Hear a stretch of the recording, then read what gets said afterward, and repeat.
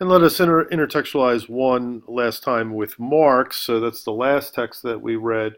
Um, Du Bois definitely takes a lot from Marx. In fact, he, later in his life in the 1930s, specifically when he's writing the classic text Black Reconstruction, he is massively influenced by Marx and his critique of capitalism.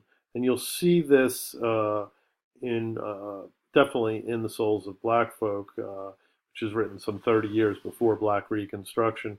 But even in the Souls of Black Folk, you see that Du Bois is equating slavery with capitalism, right? So that's a Marxian move that he's making there, right? So slavery is not just a peculiar thing, so a coincidental thing, right?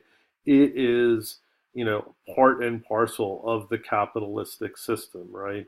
And if you consider that capitalism arises, in full force in somewhere around the 15th, 16th century.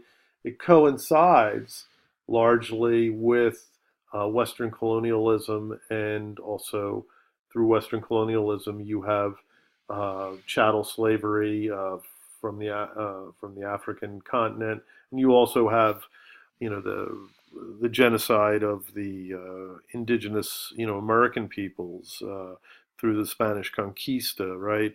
So Du Bois definitely does not see these as incidental, ancillary, or coincidental events, right? That he is definitely, sees slavery as definitely having something to do with the capitalist system, right? So he sees that there's a systemic aspect to slavery, right? That is operating that operated in American culture, and then after the Civil War is still operating in a way. And so he's constantly, talking about the idea of slavery, and then the issue of labor, right? And uh, he sees basically, sort of slave revolts, or during the Civil War where there are, uh, slaves, strikes by slaves not to work. He sees those as strikes against capitalism and the capitalist system.